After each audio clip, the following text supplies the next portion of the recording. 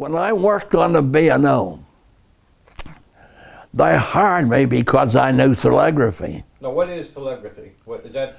Okay. When instead of calling the next station up on a telephone, you would do it by telegraphy. Okay.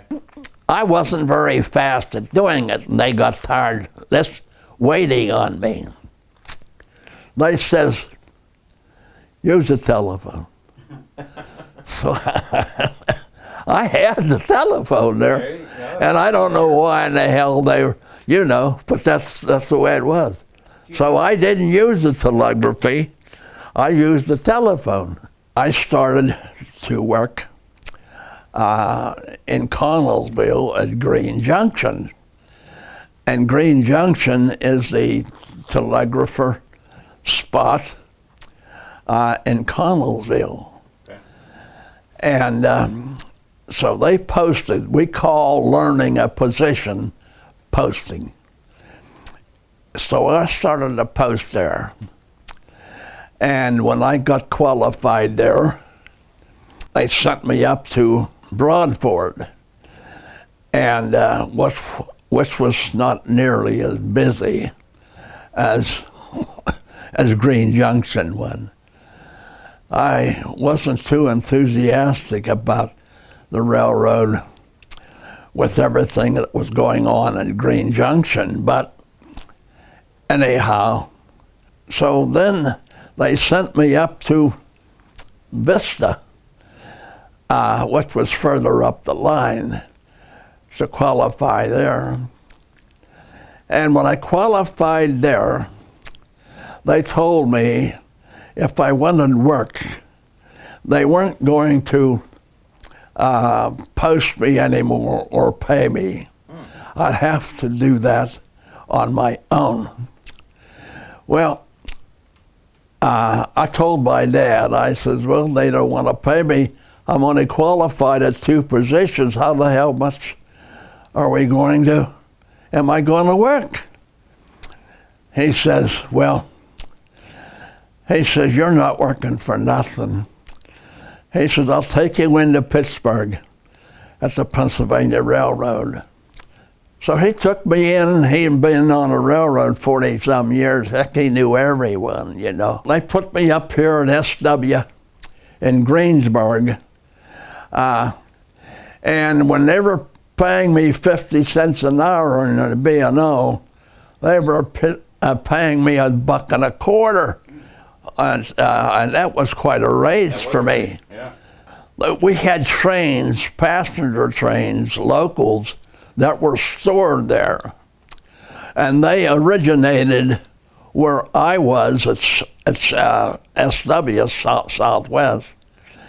And in the morning, when I was working, I would get the train started from Greensburg. And if I was there when they returned, I'd put them to bed in Southwest.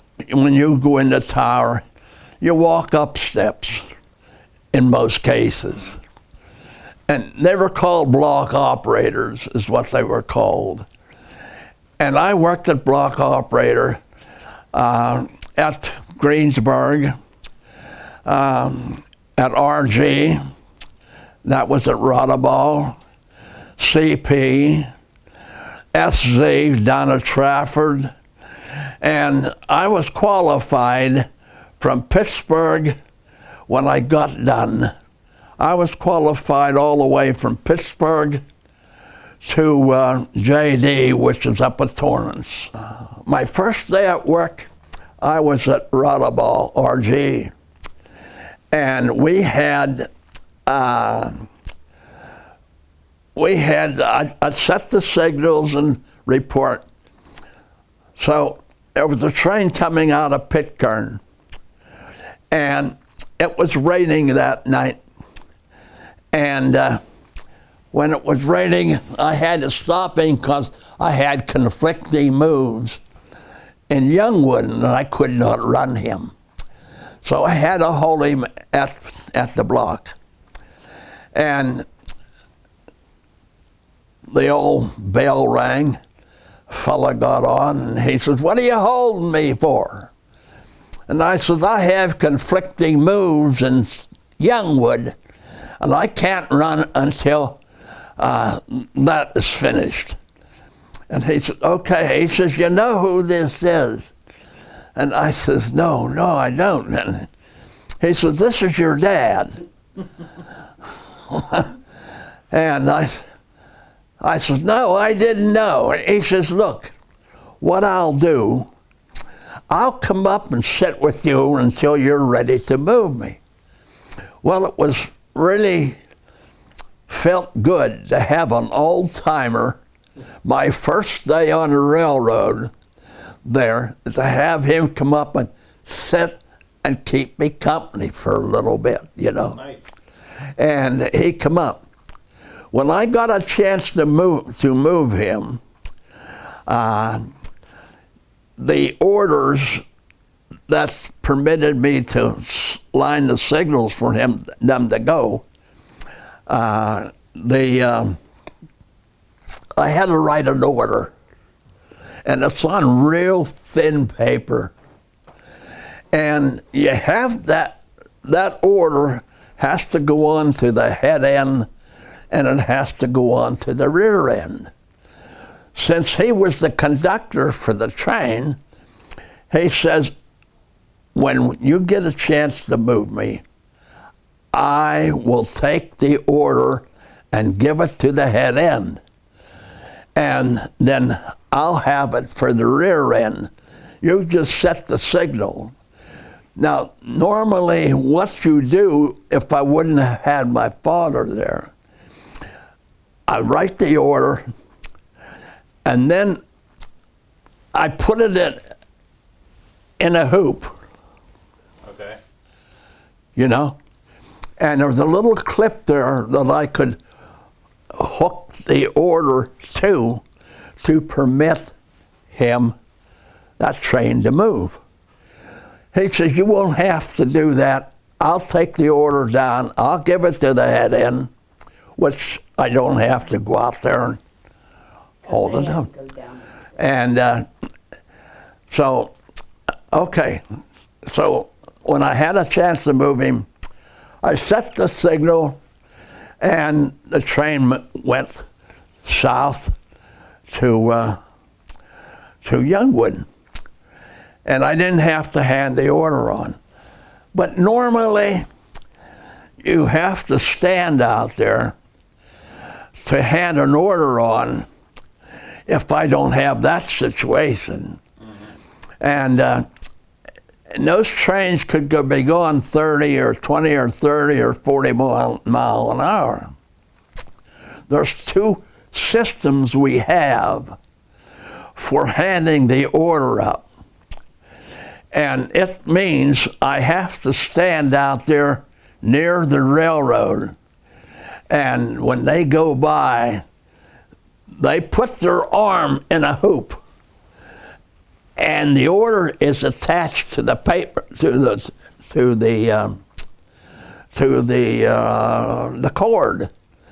So they have to lean out, and when the train goes by, I don't even look, I just hand it up like that. And once I get it. They come out, and then they put their arm through it, and then they throw it to me, because it's a cord. So it would go like that in this way. They take the cord, they take it and drop the holder that I had to the ground. Oh, okay. And then now I'd pick that up and take it in and use it again. And the engineer that would get it, I had to stand out there and hand it on to the rear end under normal circumstances. So you had to do that twice? I had to do it twice. I had to, and if the fellow on the rear didn't get it, woe is me. You have to, he has to have it.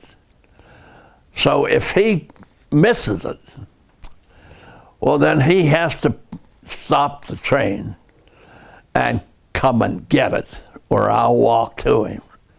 Oh, well, when my dad passed away, I was looking through his wallet, and this was years later. And I went through his wallet, and he had the 19 order in his wallet. Oh, really? And it was all crumbled up because it was real thin paper, you know. And It had to be a good feeling that he kept that all that time. oh, it might have been 8, 9 years, you know, and he had it in his wallet, Nice. that order that I gave him.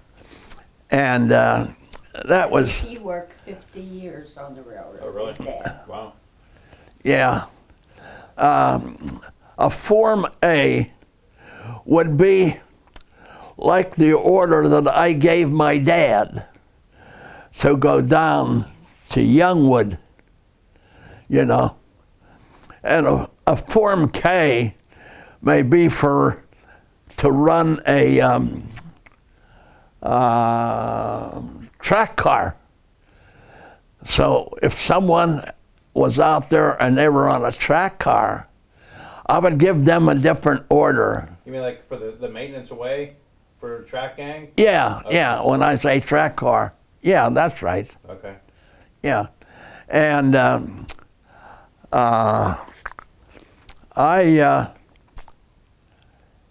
was this Form K and a Form A, and they were used for different things. I forget what the tower was down here in South Greensburg. And they had a big lever that you had to stand up and pull, and I only weighed about 130 pounds, and it was pretty tough to pull that darn thing to throw the switches. And I did that. And when they got a chance to go into Pittsburgh, I went in there to post up as a train dispatcher. A train dispatcher is much like a fellow at the airport handling trains or handling planes. Okay. I was handling, as a train dispatcher, I was handling trains. And I'd go into Pittsburgh, that's where my office was, and I took care of the trains. They still had the towers at that time, but I knew that they were going to be taken out. So I was qualified at all the towers, KR, Latrobe, DR at Derry, and JD. And that's where I got my work. And then when I went into Pittsburgh, they were teaching me how to train dispatch. And I was in charge of the operators out there, which we had then. You would tell them what you wanted, and they would set the switches up and take care of the details at the tower. Right. We had a machine behind the desk, and that machine, in most cases, would have some levers about that long on a machine. And the machine stood about that high, and it was about 10 to 15 feet long. And when you wanted to set the signals, you had to flip something to do that. Okay. And then the signals, the switches would stay, and then you'd set the signal. And if you had to signal, if you had it set wrong, it would go the wrong way. Now, how are the local trains, how did they work in conjunction with the main line? As far as working the tower, I mean, was it Well, everything, on a nothing. schedule? At SW, there was about 3 trains parked there. So if I worked SW, in the morning, one would have to leave about, maybe 4:50, another one about 4:55, these were the locals that went by, and I started those 3 out. The other place where they started them out was a dairy. He started his, and I started mine. Now, were those freight or were those mixed or like passenger train? No, wait a minute. They were all locals. Okay. For dairy, that was a local, and the ones that I got started from SW, they were locals. Okay. And they'd go into Pittsburgh, then they would come back, and I'd put them to bed, put them in on a siding, and that's what I did. The trains were made up at Pitcairn, or they might be made up at Youngwood. Okay. See, and they would maybe be coal trains or whatever else they had.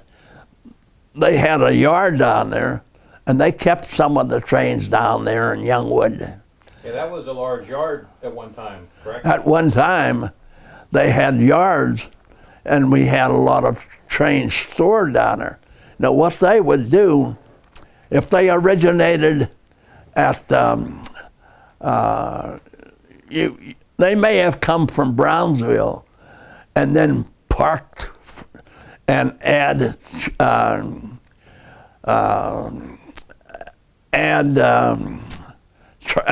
cars to them. Okay. See, so they made the train up in Youngwood.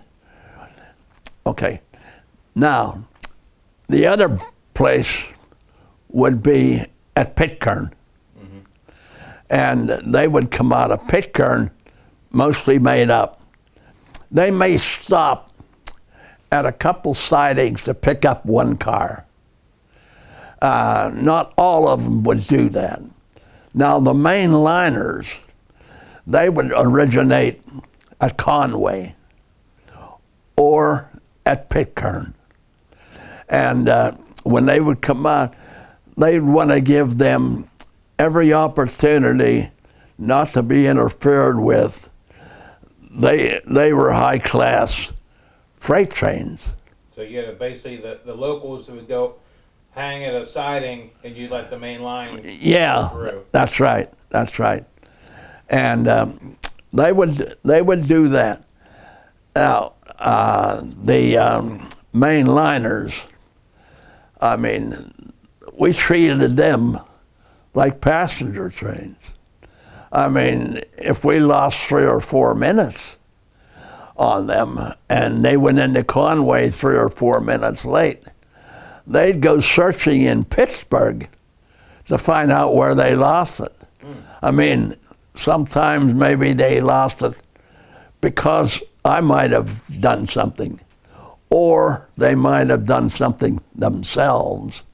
So it was on a strict timetable. Yeah, They had yeah. So some of the main liners, they had a schedule to keep, just like the passenger trains, And when they were changing from steam engine to diesel, we didn't know it.